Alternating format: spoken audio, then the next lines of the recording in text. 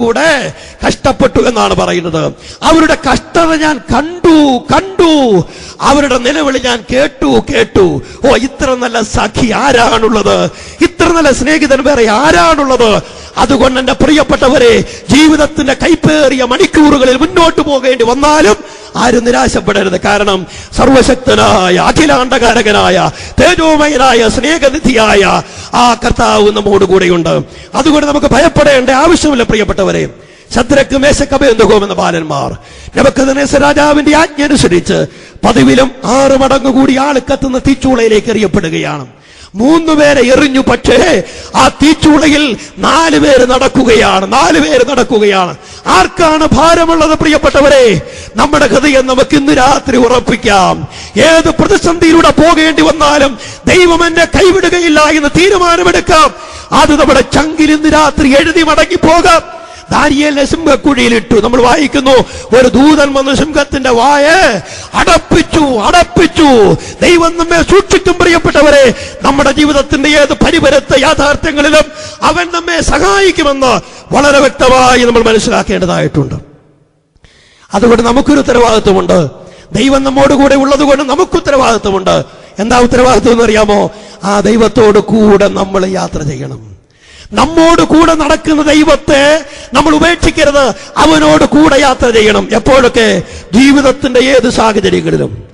യോബ് പറയുന്ന ഒരു കാര്യമുണ്ട്. കഠിനവേദന കൊണ്ടവൻ പുളയുമ്പോൾ പറയുകയാണ്, അവൻ എന്നെ കൊന്നാലും ഞാൻ അവനെ തന്നെ കാത്തിരിക്കും. ഓ, എന്തൊരു സ്നേഹമാ ദൈവത്തോടില്ലേ! ഓ, അവന്റെ ചങ്കു തുറന്ന് പറയുകയാണ്, എന്റെ ദൈവം എന്നെ കൊന്നാലും, വെറുതെ കൊല്ലുകയല്ല, ഇഞ്ചിഞ്ചായി അവൻ വേദന കൊണ്ട് പെടുകയാണ്. ആ ഭക്തൻ പറയുന്നു, അവൻ എന്നെ കൊന്നാലും ഞാൻ അവനെ തന്നെ കാത്തിരിക്കും. എത്ര പേർക്ക് ഇങ്ങനെ പറയാൻ പറ്റും? ജീവിതത്തിന്റെ ആ ഇരുളടഞ്ഞ നിമിഷങ്ങൾ വരുമ്പോൾ പഴി പറയാൻ പലരും ഉണ്ടാകും. പക്ഷേ ഇങ്ങനെ പറയാൻ എത്ര പേർക്ക് കഴിയും? ദൈവം നമ്മെ സഹായിക്കട്ടെ.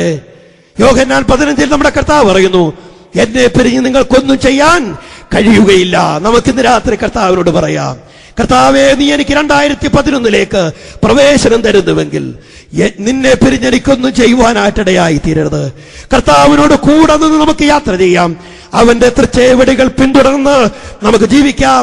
ദൈവം നമ്മെ സഹായിക്കുമാറാകട്ടെ. 4ാമത്തെ ആശയത്തിലേക്ക് നമുക്ക് കടന്നു വരാം. ഈ വഴിക്ക് മുമ്പേ പോയിട്ടില്ല. അപ്പൊ നമ്മൾ ശ്രദ്ധിക്കേണ്ട 4ാമത്തെ കാര്യങ്ങൾ 9ാം വാക്യം നമുക്ക് നോക്കാം. 9ാം വാക്യം. 3 കാര്യങ്ങൾ നമ്മൾ കണ്ടു കഴിഞ്ഞു. 1, പുതിയ വഴിയിലൂടെ യാത്ര ചെയ്യുമ്പോൾ നിങ്ങളെ തന്നെ വിശുദ്ധീകരിക്കണം. 2, പുരോഹിതന്മാർ മുമ്പിൽ നടക്കണം. 3, ദൈവം നമ്മോട് കൂടെ ഉണ്ട്. ആ ഇമ്മാനുവേൽ, ആ ബോധ്യം നമ്മുടെ ഹൃദയത്തിൽ ഉണ്ടാകണം. 4, യോശുവ ഇസ്രായേൽ മക്കളോട്, ഇവിടെ വന്ന് നിങ്ങളുടെ ദൈവമായ യഹോവയുടെ വചനം കേൾപ്പീൻ. യഹോവയുടെ വചനം കേൾക്കണം. യഹോവയുടെ വചനം കേൾക്കണം. പുതിയ വഴിയെ പോയിട്ടില്ലാത്ത ആളുകൾ ആ വഴിയിലൂടെ പോകാൻ തയ്യാറാകുമ്പോൾ ദൈവത്തിന്റെ പ്രമാണം എന്താണെന്ന് അറിയാമോ?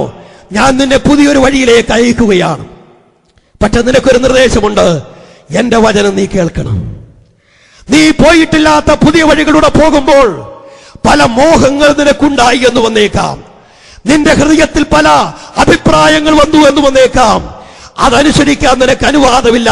എന്റെ വചനം നീ പ്രമാണിക്കണം. എന്റെ വചനം അത് മാത്രമായിരിക്കണം നിനക്ക് ആധാരമായിട്ടുള്ളത്. ഇന്ന് രാത്രി ബഹുമാന്യ പ്രിയപ്പെട്ടവരെ, പുതിയ വഴികളിലൂടെ നമ്മൾ യാത്ര ചെയ്യുമ്പോൾ നമുക്ക് നമ്മുടെ കർത്താവിന്റെ വചനം മാത്രം മതി എന്ന് പറയുവാൻ ഒരു തീരുമാനമെടുക്കാൻ ആർക്കെങ്കിലും മനസ്സുണ്ടോ? എന്റെ കർത്താവേ, എനിക്ക് നിന്റെ വചനം മതി നാഥ, ആ വചനം മാത്രം എനിക്ക് മതി എന്ന് പറഞ്ഞുകൊണ്ട് ഈ മരുഭൂമി പ്രയാണം കഴിക്കുവാൻ 2011 കാലെടുത്ത് ചവിട്ടുവാൻ ഈ രാത്രി ദൈവം നമ്മെ സഹായിക്കട്ടെ. ദൈവത്തിന്റെ വചനം അത് നമുക്ക് മാർഗനിർദ്ദേശമായിരിക്കണം. അത് കേൾക്കാൻ നമുക്ക് തയ്യാറുണ്ടാകണം. യാക്കോബിന്റെ ലേഖനം 1-ാം അധ്യായം 21-ാം വാക്യത്തിൽ വായിക്കുന്നുണ്ട്, നിങ്ങൾ വചനം സൗമ്യതയോടെ കൈക്കൊള്ളണം. എങ്ങനെ കൈക്കൊള്ളണമെന്നാ പറയുന്നത്? എല്ലാ അഴുക്കും ദുഷ്ടതയുടെ ആധിക്യവും വിട്ടകന്ന് എല്ലാ അഴുക്കും മാറ്റിയിട്ട് വചനം കൈക്കൊള്ളണം. അഴുക്കെന്നുള്ളതിന് മൂലഭാഷയിൽ ചെവിക്കായം എന്ന പദമാണ് കൊടുത്തത്. ചെവിക്കായം എങ്ങനെ ഇരുന്നാൽ വചനം ഈ കേൾക്കാനായിട്ട് പ്രയാസം ഉണ്ടാകുമല്ലോ. കർത്താവ് പറഞ്ഞ ചെവിക്കായം അങ്ങ് മാറ്റണം. എന്നിട്ട് വചനം ശരിയായിട്ട് കേൾക്കാൻ തയ്യാറാകണം. എനിക്ക് സമയമില്ല എന്ന ചെവിക്കായം, എനിക്കിഷ്ടമില്ല എന്ന ചെവിക്കായം, എനിക്കത് കേട്ടിട്ട് വലിയ ആവശ്യമില്ല എന്ന ചെവിക്കായം മാറ്റി വചനം കേൾക്കാനായിട്ട് നമ്മുടെ കാതുകളെ തുറക്കണം പ്രിയപ്പെട്ടവരെ. വചനം നമ്മുടെ ഹൃദയത്തിലേക്ക് വരണം. വചന വായന, വചന പഠനം, വചന ധ്യാനം മുടക്കരുത്. 2010 ഞാൻ ചോദിക്കട്ടെ, മുടങ്ങാതെ വചനം ധ്യാനിക്കുന്ന എത്ര പ്രിയപ്പെട്ടവരിവിടെ ഉണ്ടായിരുന്നു? കുടുംബ പ്രാർത്ഥനയിലെ കാര്യമല്ല ഞാൻ പറയുന്നത്, പേഴ്സണൽ ലൈഫ്, ഡിവോഷൻ, അത് മുടക്കാതെ ചെയ്യുന്ന എത്ര പേരുണ്ടായിരുന്നു? കൃപയുടെ യുഗമായതുകൊണ്ട് പ്രശ്നമില്ല. ഞാൻ പറയട്ടെ, 2011 കർത്താവ് നമുക്ക് തന്നാൽ ഒരു തീരുമാനമെടുക്കാൻ മനസ്സുണ്ടോ? കർത്താവേ, ഞാൻ എന്നും വചനം ധ്യാനിക്കും. ഒരു വാക്യമായിരിക്കാം, 2 വാക്യമായിരിക്കാം, ഒരു പാരഗ്രാഫ് ആയിരിക്കാം, ഞാനത് വായിക്കും കർത്താവേ, അത് ഞാൻ ധ്യാനിക്കുമെന്ന് തീരുമാനമെടുത്തു കൊണ്ടുപോകുവാൻ ദൈവം നമ്മെ സഹായിക്കട്ടെ. വചനം നമ്മൾ കേൾക്കണം, പഠിക്കണം. ഞായറാഴ്ച സഭായോഗങ്ങളിലൊക്കെ ചില ആളുകൾ തിരുവത്താഴ് ശുശ്രൂഷ കഴിഞ്ഞിട്ട് ഒറ്റ ഓട്ടമാണ്, ആരും കാണാതെ. കൂടെ ചെന്ന് പിടിച്ച് സഹോദരൻ എവിടെ പോവാണെന്ന് ചോദിച്ചാൽ ചിലർ പറയുന്നത് കല്യാണത്തിന് പോകണം, യാത്ര പോകണം, വീട് മാറ്റമുണ്ട്, എന്തെല്ലാം കാര്യങ്ങൾ. അവര് വിചാരിക്കുന്നത് തിരുവത്താഴ ശുശ്രൂഷയ്ക്ക് വളരെ പ്രാധാന്യം, വചന ശുശ്രൂഷയ്ക്ക് അത്രയൊന്നും പ്രാധാന്യമില്ല. ആര് പറഞ്ഞത് നമ്മോട്?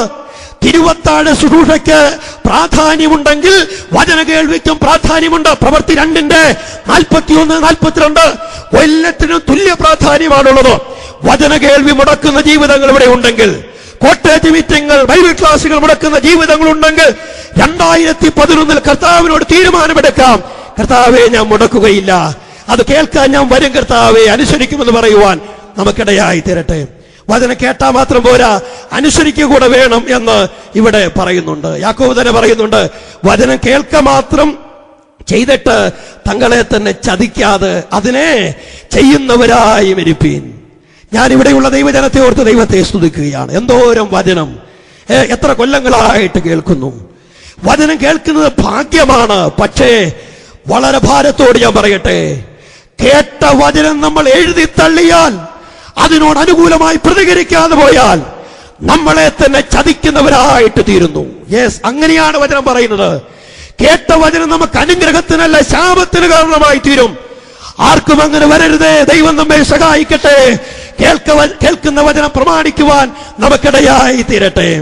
കേൾക്കുന്ന വചനം പ്രമാണിക്കുന്നുണ്ടോ ഇല്ലയോ എങ്ങനെയാ അറിയാൻ പറ്റുന്നത്? നമ്മുടെ ഈ തിരക്കേറിയ ജീവിതത്തിനിടയിൽ അത് പലപ്പോഴും മനസ്സിലാക്കാൻ പ്രയാസമാണ്. പക്ഷെ ഞാൻ പറയട്ടെ, ഒരു പേപ്പർ നമ്മൾ എടുക്കണം, ഒരു പേപ്പർ അല്ലെ ഒരു നോട്ട്ബുക്ക് ഉണ്ടാക്കണം. അതിൽ ഞാൻ കേട്ട കാര്യങ്ങൾ എന്തൊക്കെയാണ് എന്ന് എഴുതി വെക്കണം. ഒരാഴ്ച കഴിഞ്ഞ് നമ്മൾ അതൊരു അവലോകനം നടത്തണം. ഞാൻ കേട്ട കാര്യങ്ങൾ, അനുസരിച്ച കാര്യങ്ങൾ ഇത്ര ശതമാനം അനുസരിക്കാൻ എനിക്കത് പറ്റി. ഇന്ന് രാത്രി ഞാൻ പറയട്ടെ, അങ്ങനെ ചെയ്താൽ മാത്രമേ നമുക്കത് ആ അളവിൽ മനസ്സിലാക്കാൻ പറ്റുകയുള്ളൂ. ദൈവം നമുക്ക് കൃപ തരട്ടെ. വചനം പ്രമാണിക്കുവാൻ നമുക്ക് കഴിയേണ്ടത് ആവശ്യമാണ്.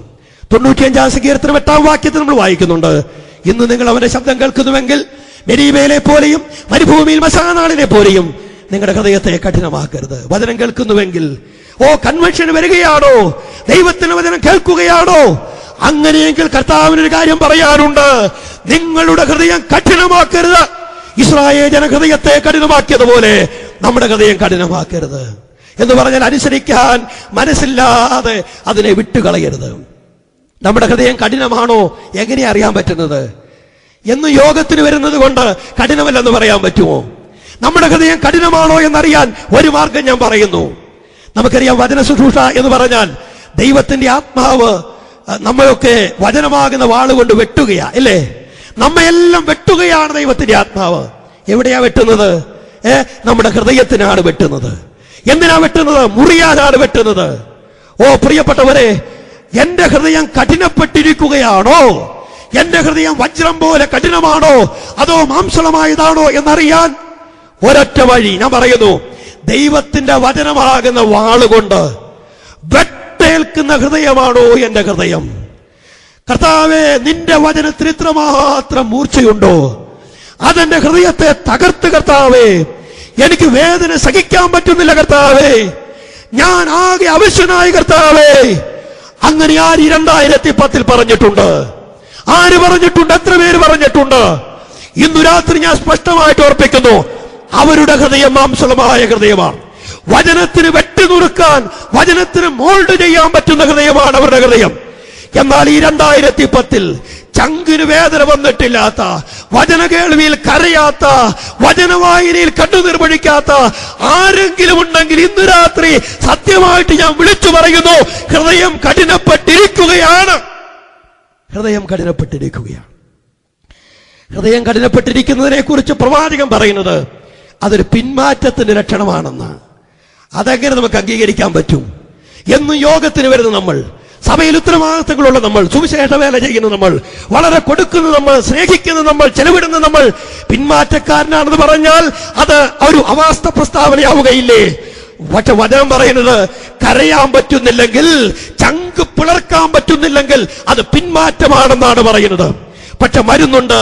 ദൈവം പറയുകയാണ്, വരുവീൻ, ഞാൻ നിന്റെ പിന്മാറ്റത്തെ ചികിത്സിച്ച് സൗഖ്യമാക്കാം. ഇന്നു രാത്രി യേശു നമ്മെ വിളിക്കുകയാണ്, വരുവീൻ, വരുവീൻ.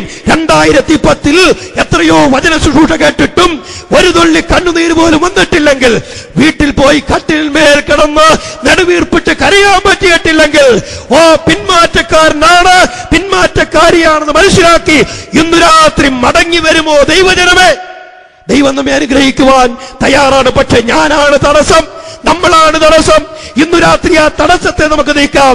വചനത്തിന് യഥേഷ്ടം എന്തും ചെയ്യാൻ പറ്റുന്ന ഹൃദയമാക്കി നമ്മുടെ ഹൃദയം മാറ്റട്ടെ. 2010 നമ്മൾ വരുമ്പോൾ വചനത്തിന് അമിത പ്രാധാന്യം നമുക്കുണ്ടാകണം. വചനത്തെക്കുറിച്ച് നമ്മൾ ചിന്തിക്കുമ്പോൾ യോഹന്നാൻ 8:31 നമ്മൾ വായിക്കുന്നത്, നിങ്ങൾ എന്റെ വചനത്തിൽ നിലനിൽക്കുന്നുവെങ്കിൽ നിങ്ങൾ വാസ്തവമായി എന്റെ ശിഷ്യന്മാരായി എന്നാണ്. വചനത്തിൽ നമ്മൾ നിലനിൽക്കണം. Abide in the doctrine, abide in the word of God. അതിന്റെ വേറൊരു വേർഷൻ ഞാൻ പറയുന്നു, എബൈഡ് ഇൻ ദ ഡോക്ട്രിൻ, ഉപദേശത്തിൽ നിൽക്കണം. വചനം വിട്ട് ഇടത്തോട്ടോ വലത്തോട്ടോ മാറരുതെന്ന് മാത്രമല്ല, ഉപദേശത്തിൽ, വചനത്തിന്റെ ഉപദേശത്തിൽ നമ്മൾ നിൽക്കണം. വാസ്തവത്തിൽ ഈ ഉപദേശം എന്ന ആശയം ഇത്രയധികം ഘനഗാംഭീര്യത്തോടുകൂടി